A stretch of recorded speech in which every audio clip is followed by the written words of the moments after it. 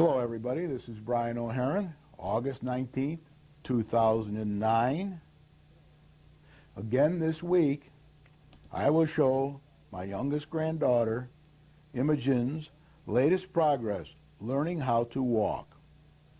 This week's progress shows her attempting to learn balance while walking more than just a few steps, instinctively moving her arms to seek her balance. The dog and other obstacles, door jams, waste baskets, etc., make the process more difficult. But she happily and positively forges ahead with her 5-year-old brother Milo, a green belt in karate, giving her some timely help. Imogen, put your little foot right out.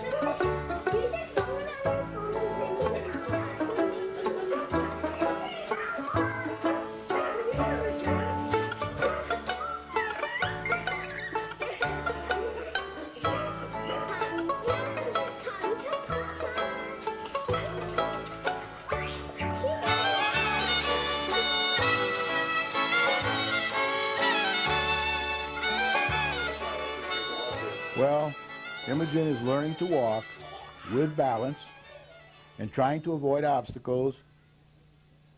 And the town of Winchester Democrats and a small number of Highland Lake residents on the east side are painfully learning the importance of avoiding obstacles and the need to balance the town's revenue and expenses and the town's wants and needs.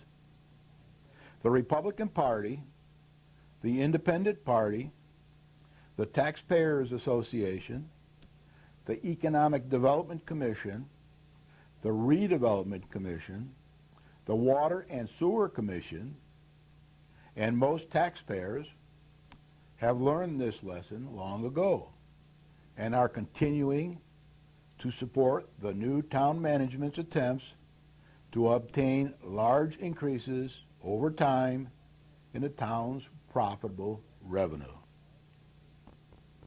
We all know now, with this recession, that we need it bad. We can't just keep cutting expenses. We have to get more additional profitable revenue. Let's hope that the election in November will continue to place the right businessmen and profitable revenue seekers in power to continue the town leaders' progress towards this end. The increase in revenue that the new leaders have constantly emphasized and fought for, to the delight of the local businessmen and the delight of the taxpayers, and to the chagrin of the small number of naysayer residents who do not have a plan of their own and are trying to retard the progress of the positive leaders with a constant barrage of minutia, negativity, and bureaucracy. Now remember, it's only a very small amount of people. We have about 11,500 people in this town, and you've probably got 30 to 60 people, including wives and husbands, that are making all this noise. The people that are in favor of these leaders, town leaders, don't say too much between elections. They leave it up to the leaders to manage the business. They put them in there, the majority, with an overwhelming number of seats. But they will be back at election time, and they will cast their vote for those that they think will help us get this revenue in, additional profitable revenue, and keep our expenses under control.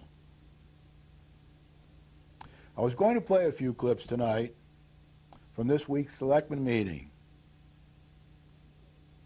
in an attempt to illustrate a few things that you should keep in mind when voting for those that will manage your hard-earned tax money and provide the environment for your children and grandchildren. Now I made up all the clips from this week's selectmen meeting, put them on tape because that's what's accepted down here at the studio. But there was an equipment compatibility problem and the tapes won't play. So what I'm going to do tonight is read from my papers about the selectmen meeting that happened on Monday and let you know what some of the highlights were and what some of the major concerns of some of the selectmen were. I had excellent response to my last clip last week and the associated stories, the sword of Damocles and the little Dutch boy. I had a different program planned for this week with a couple more stories and some more lessons, but I think I'll put that off till next week, and I will talk a bit about the selectmen meeting, providing some examples that were just too good to turn down. I'm going to do it without my clips. Won't be as effective that way, but it's the best we can do this week. Now for the agenda, I already gave you some comments. I'm going to put up my normal chart of the time remaining until the November election. And I'm going to discuss a bit about the charter and its relationship to the town manager. Not everything in there about the town manager, but a few highlights, because they will set the scene for some of the things I'm going to be discussing tonight. Election Day, November 3rd, 2009. That won't change unless there's a major catastrophe somewhere in America or Connecticut or Winston. It's very unlikely that it won't happen on November 3rd, 2009. The days to the election are about 77. So the weeks to the election are 11.5. And the months to the election are 2.5. The final weekly program of this show, Planning for Success, the planning program. I'm an unaffiliated voter that votes for whoever I think will help us balance the revenue and expenses in this town. I don't overly concentrate on cost cutting, although there's a page or two in my green papers, 2006 green papers, that does discuss some of the concerns of the people in the town about undue costs, mainly with the school systems, because that's 65% of our budget, and in various town departments that have the majority of our budget. So this planning program, it's not a political program, it's a planning program, because the only way you're going to get this town balanced is to plan and then execute those plans. And when executing the plans, you may break a few eggs if you want to make an omelet. My own view has always been that businessmen are your strongest hope to achieve this balance in the shortest period of time. But this Planning for Success program will end on or before 11/03/09, which is Election Day. It has to do with the timing of my program on this channel. Depends. The last one will be a few days before, maybe, or whatever before that date. Now, to talk about the charter as amended 2001, that's what it says on the front of the charter. This is the 2001 version of the charter. Article 5 is about the town manager, and Section 511 is about non-interference with the town manager. Some people call that micromanagement. The charter forbids that. The town manager is the CEO of the town. The selectmen are supposed to do policy and not interfere with the day-to-day administrative running, week-to-week and year-to-year administrative running of the town. That's the town manager's job. That is, he get paid for, he's full-time. The selectmen are not. The selectmen receive minimal remuneration, roughly $1,000 a year. I think the mayor gets $1,500 a year, and a very, very small expense stipend, if any. I can't remember whether they get anything on expenses or not. But anyway, this part of the charter very specifically tells you what the selectmen can and cannot do with this town manager. Now, from the charter, I've taken out a few pieces to make my point tonight. Neither the Board of Selectmen nor any of its committees or members shall dictate the appointment of any person to office or employment by the town manager, or in any manner interfere with the manager or prevent him from exercising his own judgment. This is very important. He must be allowed to exercise his own judgment. He can't check with 1,000 people every time he wants to make a decision. That's a bureaucratic way of approaching problem solving. And as you know, bureaucracies are not too good at solving problems in a reasonable time frame. In some cases, that's good because it makes sure things get well thought out, but in most cases, it's not good. And very few businessmen honor bureaucracy. Most businessmen try to minimize bureaucracy. So we have to let the town manager exercise his own judgment in the appointment of officers and employees in the administrative service, except for the purpose of investigation of the town manager, or I guess other things. The Board of Selectmen and its members shall deal with the administrative service only through the town manager, and neither the board nor any members thereof shall give any orders to any subordinate of the manager, either publicly or privately.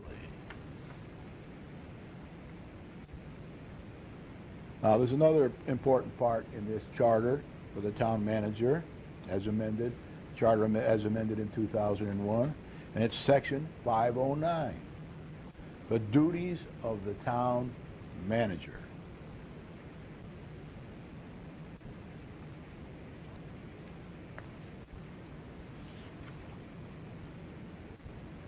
The town manager shall have the following duties, which the Board of Selectmen shall not diminish by ordinance, vote, or otherwise, except for those powers and duties imposed on him by the board under the following provisions of this section. The section is bigger than what I'm going to be reading to you, so if you can get a charter from the town hall, if you want to read the whole of the town manager's responsibilities, town hall, town clerk's office, they have them, they're white with blue, Boston blue, and you're welcome to pick a copy up there free down there. So A, be directly responsible to the Board of Selectmen. That's the town manager. The town manager is to be directly responsible to the Board of Selectmen for the administration of all departments, agencies, offices, and boards appointed by the town manager and shall supervise and direct the same. The town manager is to recommend to the board such measures as he may deem necessary or expedient. So the town manager plays a very strong role in our town. Now, as you know from previous programs, over the last 10 years or so, we've had 4 or 5 town managers. And the reason for that is every time we change selectmen administrations and the balance of power shifts from one philosophy to the opposite philosophy, well, for one reason or another, we lose our town manager. Either they resign or they're asked to resign or whatever. But we've been through quite a few town managers here. And that doesn't help for stability. It's bad enough that we have new selectmen every 2 years, which can also be seesawing between opposite philosophies. Democrats and Republicans, they have opposite philosophies on most things. They agree often what's good for the town, but as I'll discuss with you a bit tonight, they often have different ways of trying to achieve these ends, where they do agree. It's more of how do you do it? What are the right priorities to focus on? Do we focus on getting more revenue? Or do we focus on rebuilding the infrastructure with borrowed money? Or more taxpayer money? That's where the major philosophy differences are, to be honest with you. They break down into that. The Republicans, more or less, believe, and other businessmen, not just Republicans, believe in earn before you spend. Earn the money and then spend it in a way that doesn't crush the town and the taxpayers. The Democrats have a little different philosophy. Maybe it'll change. I haven't seen their new platform for this year. But usually they want to bond and spend money and raise taxes for the taxpayers and have their wants and needs without increasing the revenue enough to be able to pay for them. So there is a major difference there. So I advise all of you to watch the reruns on television of the last selectman meeting. It was a long selectman meeting. It lasted 2.5 hours. Should have lasted probably 45 minutes. There was a presentation, which probably shouldn't even have been in the meeting, that lasted an hour. And then the public comment about that presentation was probably another 20, 30 minutes. So it was about an hour and a half on that alone. The other hour came from the normal meeting, which had some pretty meaty issues in that we'll be talking about tonight. Now, the presentation was a sales pitch by a group, non-profitable group, that does the dispatching for the police and the fire and the ambulance. I guess they don't do the police for other towns, but I think they have about 16 or 19 other towns that use them for their dispatching, one of which I think is Litchfield. You can see all that on the rerun of the selectmen meeting. Take a little note of those before you watch it. We, the town, are at the very preliminary stages of talking to them. It's called Litchfield County Dispatchers, nonprofit organization, get a lot of funding from various government sources to help them. And we're thinking of using them if they can walk the gauntlet and prove to us, with our help, that they will actually do a better job or equal job and save us money by taking over these services. And in the program, you will see that there's plenty of people who want to do more with them. There's people who want to not do anything with them.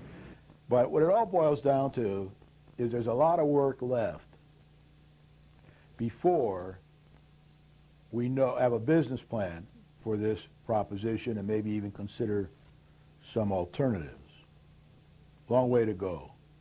And what has to happen there is the town manager has to continue to work with this group, the Litchfield County Dispatcher Group, and together with the fire chief, the police chief, the ambulance people, and anybody else who uses those services in our town, to make sure that all our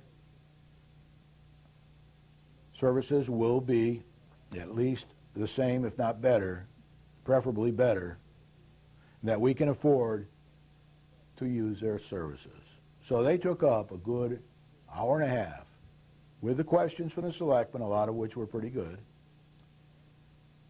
It was an informative meeting, so if you have time to listen, you might learn a little bit about that. But it may never happen. Because what has to happen now is, for some reason, the dog and pony sales pitch was put on way too prematurely, in my opinion.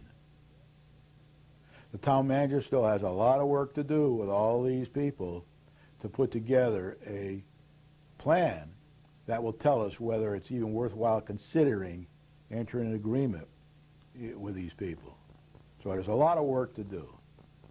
My own guess is it'll take 9 months to a year to pull all that together into the kind of shape that is needed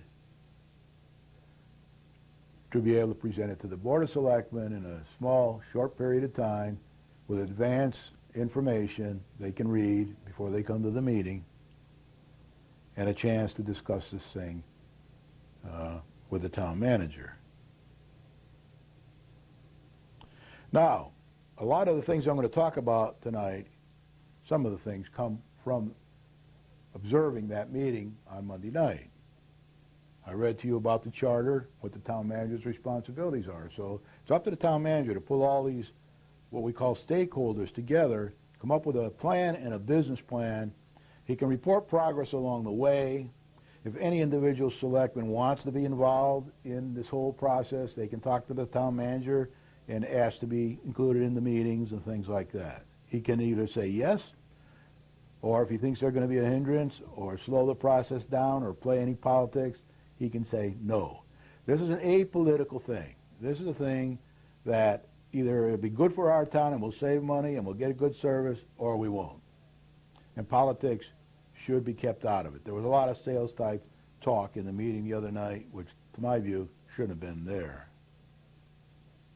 So the charter says, let the town manager get on with his job with no interference or micromanagement managing him. There was a part in the show, I call it a show because it wasn't really a meeting, the first hour and a half, that depicted the difference between the educators that's Selectman Perez, and the businessmen's, that's the 5 Republican businessmen on the Board of Selectmen and the town manager, approach to this opportunity. I say opportunity. We may find out in the end that it's not an opportunity, but right now they're treating it as a positive opportunity. Selectman Perez, as usual, we have all seen it before, and you can see it on TV if you rewatch the program or watch the program, wants to study the problem more, preferring to ignore the charter and town manager's responsibilities by injecting herself into the process, by becoming personally involved with the fire chief, police chief, Litchfield County dispatch vendors, ambulance leaders, etc., and what I call, and businessmen call, a group grope. Let's all get together, sit around a table, and talk about this. Well, that's not what's supposed to be happening. What's supposed to be happening is the businessman, town manager, is supposed to be pulling all these people together. If he wants a selectman or two involved, he can invite them. If he doesn't want them involved, he can tell him he doesn't want them involved. Now, the fire chief does report to the selectmen, but they usually give the town manager the responsibility to represent the fire chief's needs as well, and include the fire department in all these negotiations for anything that the town is trying to do to either gain revenue or save money. Educators, especially this one, seem to like to study problems to death.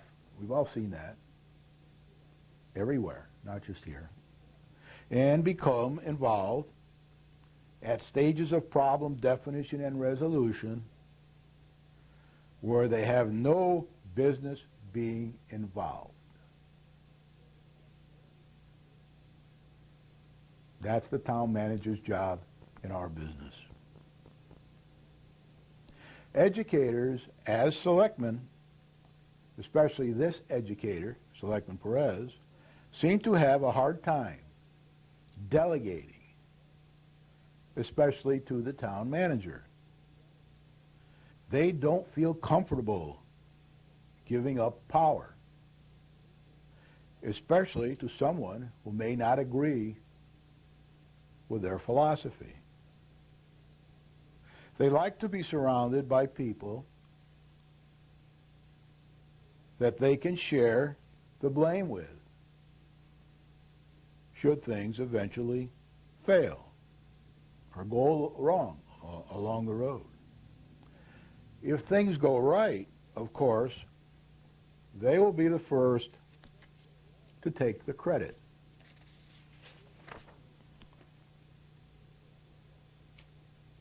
Educators like to pack the committees and their leadership with people that share their point of view.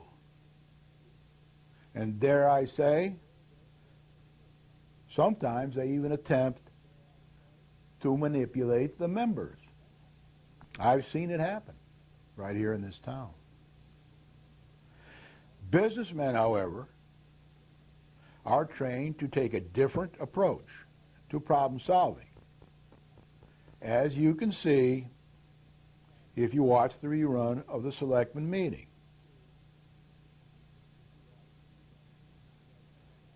The businessmen want the town manager, especially the mayor, Fracasso, Selectman Ham, and the town manager himself. They want the town manager to deal directly with the problem, as he should, talking with all of the stakeholders over time in an attempt to pull a responsible business plan together for recommendation and approval by the Board of Selectmen. Now remember, the town manager doesn't do it all himself. His direct reports get involved where necessary, and the police chief and the fire chief and the ambulance people and anybody else who's going to be relying on the service will be part of the people stakeholders that are trying to make the decisions here, as well as the vendors. A lot of trade-offs have to be made, a lot of facts have to be garnered, and a lot of information disseminated. Part of the reason I thought the meeting was premature last night, matter of fact, I'm positive it was, should have lasted 5 or 10 minutes if it was a sales pitch, was because they didn't have the information. They didn't have the facts. And the selectman and the police chief asked them to go away and come back when they have more information and more factual information. If Selectman Perez wants to be personally involved in the discussions, she can discuss it with the town manager, and if he thinks it helpful, he can invite her to some of the meetings.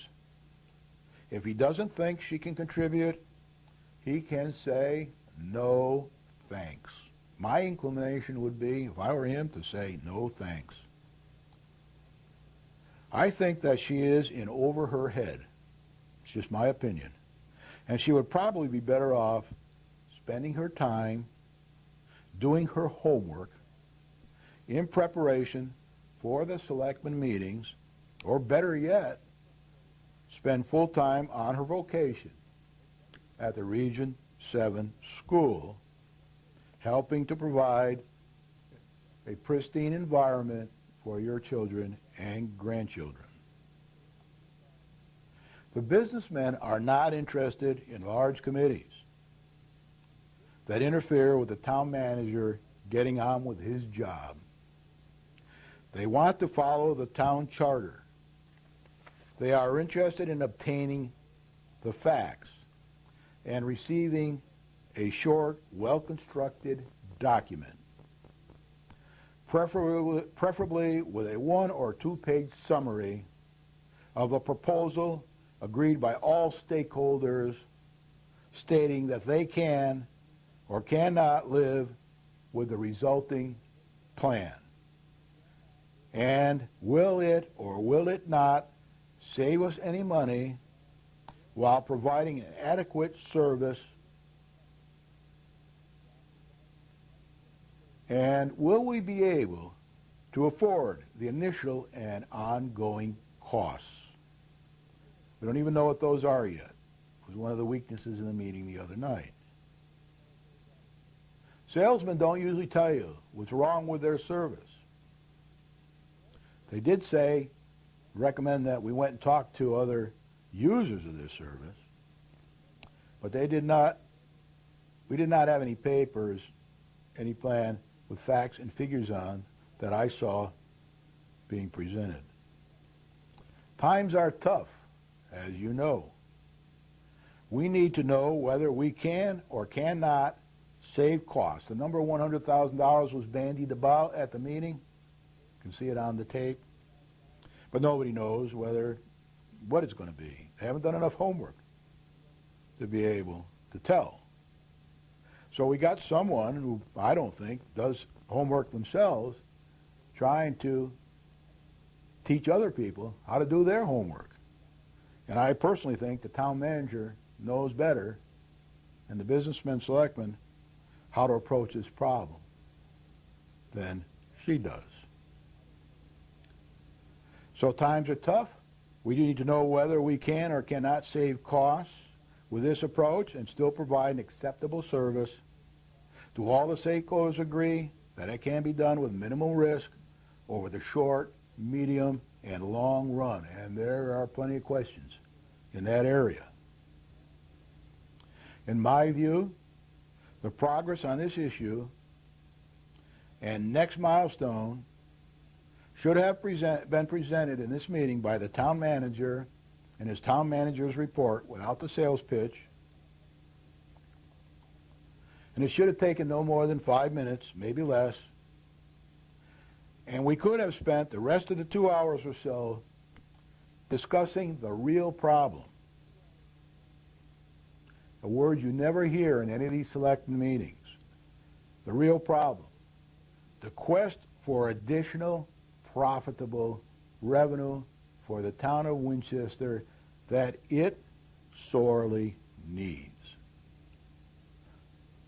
I have been a proponent of changing the agenda for this selectmen meeting so that every selectmen meeting, the first thing you talk about is revenue. The whole category about revenue. Where are we going to get it from? Who's the next factory to come into town? Where does it stand? I would have the EDC commissioner there at each of these meetings, maybe once a month. When is the next development going to get moving? Is it all ready to go? Should the recession subside? Are there any large retailers coming into the area? What can we do to get one in here? I would put less emphasis on the POCD and on the downtown plan. They're important, but it's not as important as management by objectives, naming and getting a list of people that we can try to bring into our town to help us. So that's what happened in that particular area. There are other things I'm going to mention about this meeting. I'll get onto that right now. Unfortunately, I was going to have a clip on that to show you 2 times Ms. Perez brought up the same subject, and 2 times the businessmen said, no, we want the town manager to handle this problem. Let's let him get on with it, and let's hope it's successful. That's a paraphrase I just did. I would say she probably got 5 or 6 minutes of comment there if you look at it on the at the meeting. So now, the subject did come up a second time where the businessmen, by the same person in the same meeting and the same result, the businessman said, let's back the town manager, let's let him get on with it, and he can report to us at this meeting of his progress along the way.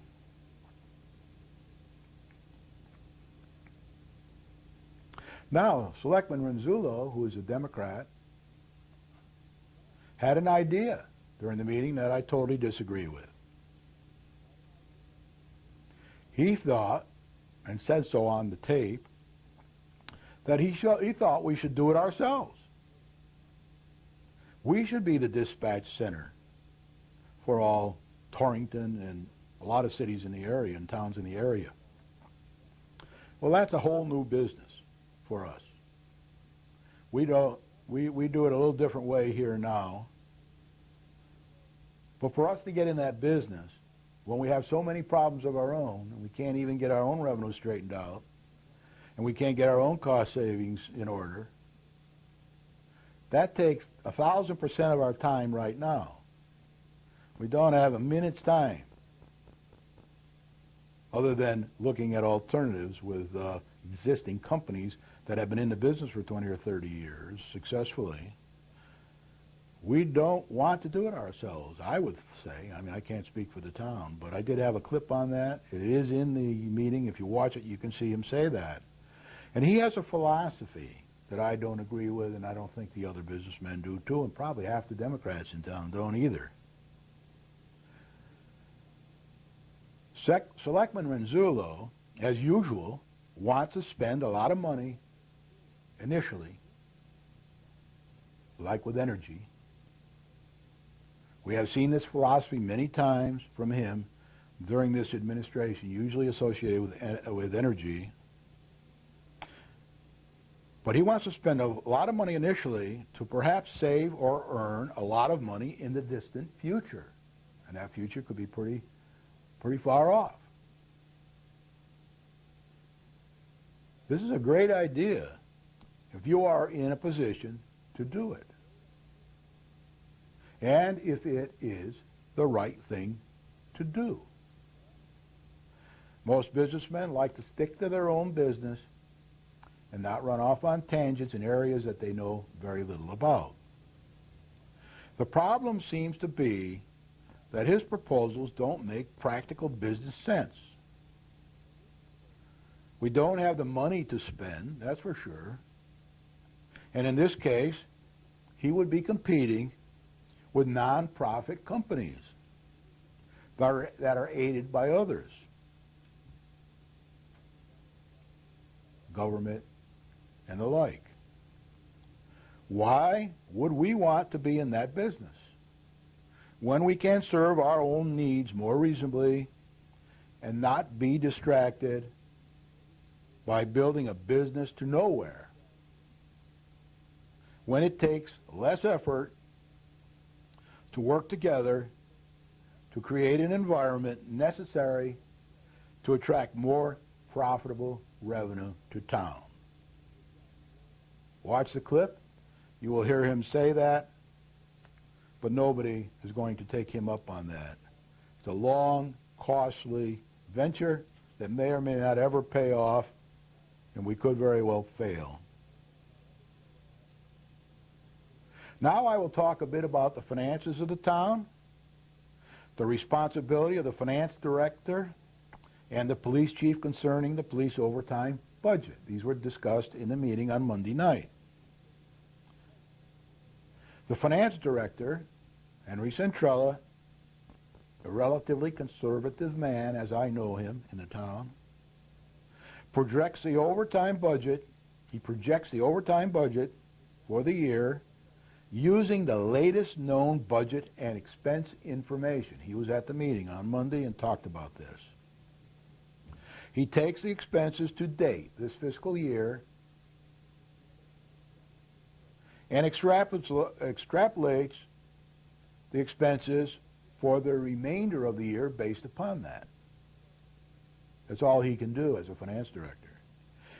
This gives him an idea whether the police overtime budget or any other budget will be below budget or over budget for the year if the expense pattern doesn't change from month to month. This financial information is given to the police chief, the town manager, and the selectmen each month so they can take action or recommend action. A few months ago, the selectmen agreed to have the financial director at every other selectmen meeting.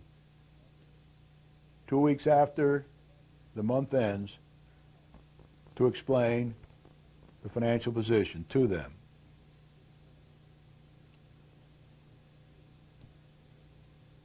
The situation is what it is. Truth is what we need from the finance director and police chief on a regular basis.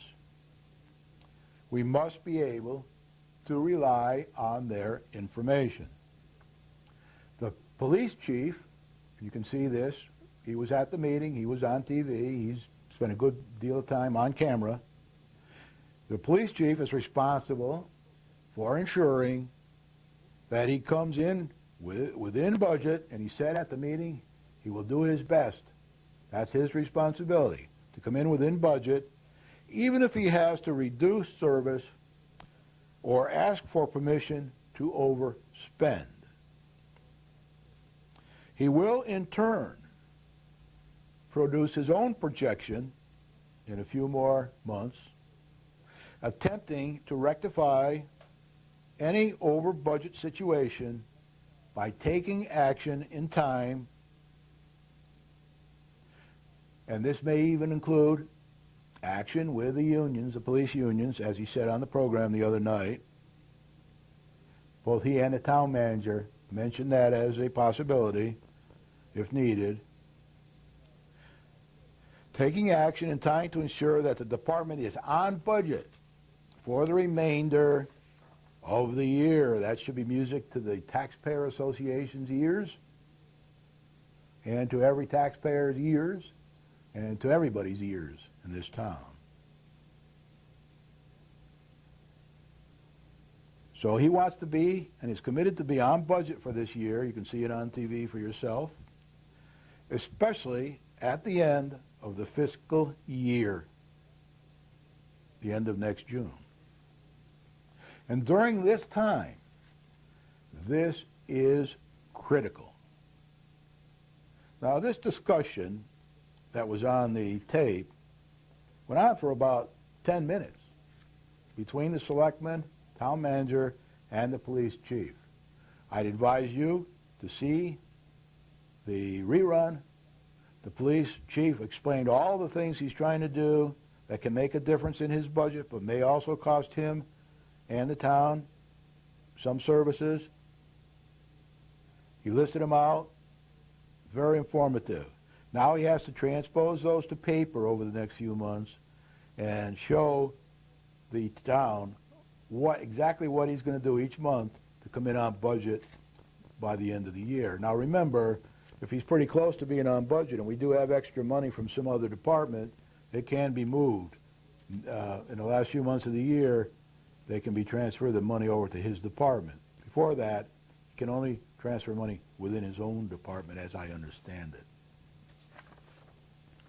Now, there was another very, very good discussion with the police chief. And this discussion was led by the businessmen, nary a peep from the minority.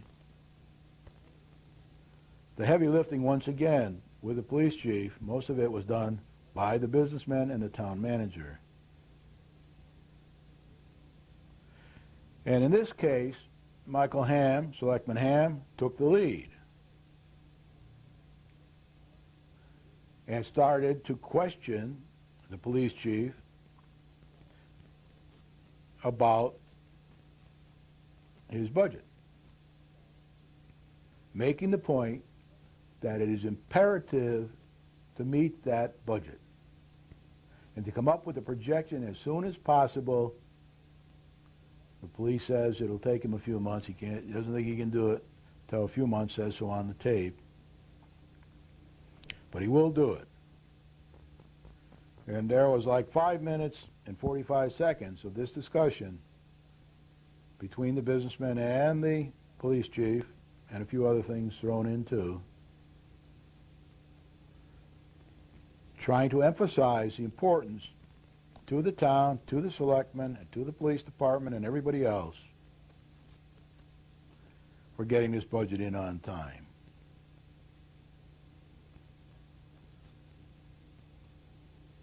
So the finance director, the town manager, and the businessmen will be paying very close attention to the financial progress and or lack of each month in an attempt to manage the budget to plan. There is a plan to make up the insurance and the projected police overtime by reducing the amount of their approved budget that each town department is allowed to spend, holding the remainder in reserve for fund transfers once they're allowed towards the end of the fiscal year. Now, you probably know if you watch the programs that the town manager a few weeks back, 2 or 3 weeks ago, told each of his direct reports that they couldn't spend their approved budget, plan on not spending it all, and he gave them each a target to achieve that would free up, if successful, and no other surprises occurred, about $350,000 in a reserve that could be used one way or another towards the end of the year.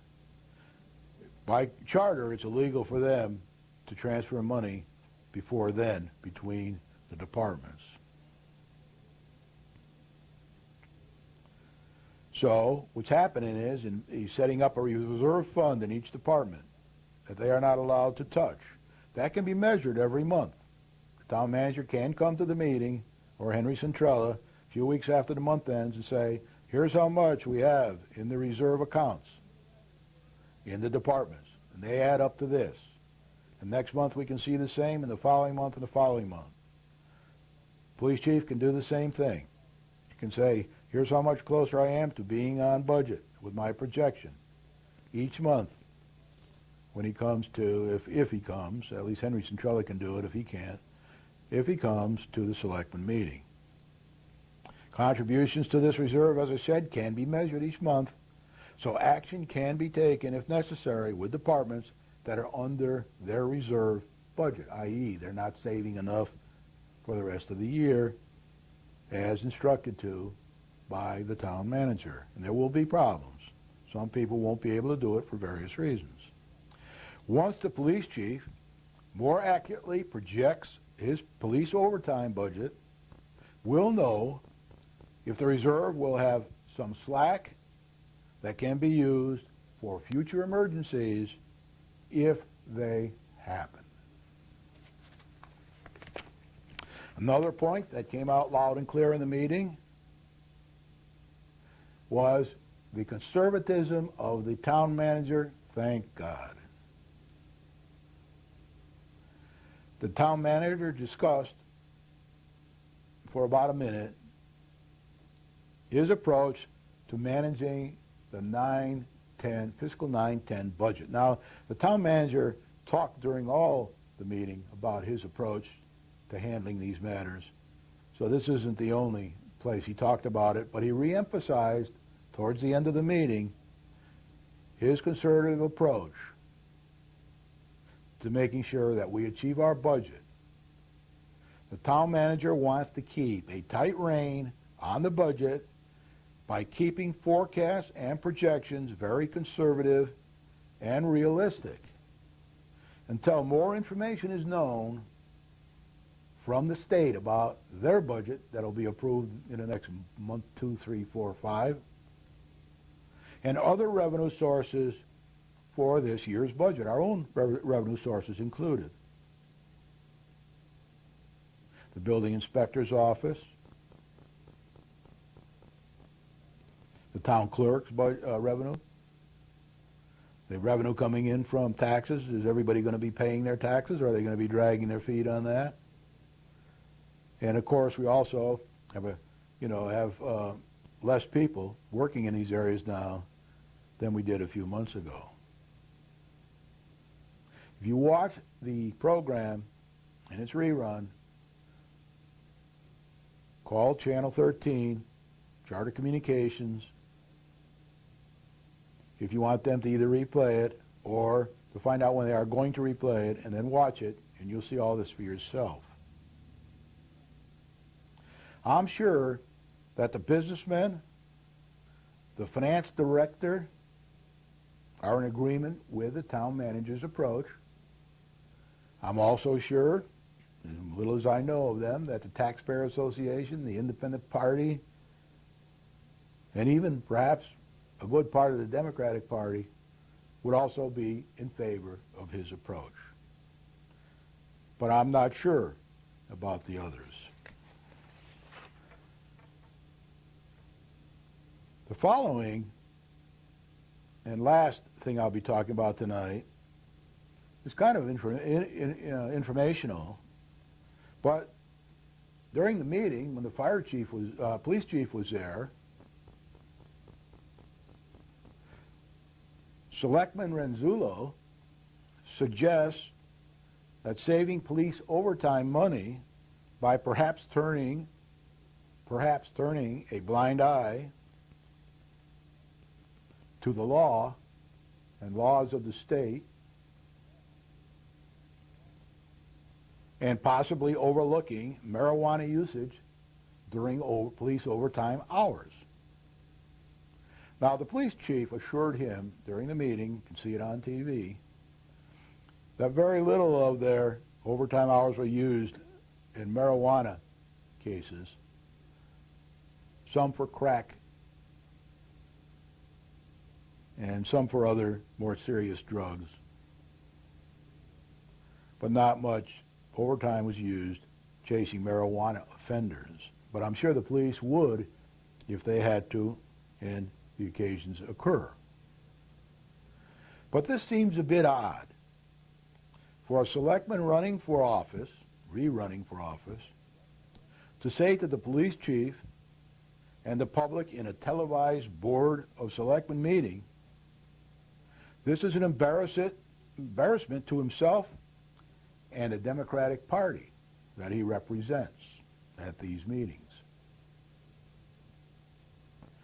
Is he trying to attract votes from the marijuana crowd for the Democratic Party in the next election? I don't know.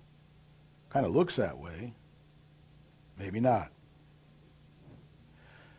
Selectman Capabianca did pin him down during the meeting and ask him some very tough questions about his beliefs on marijuana and the law.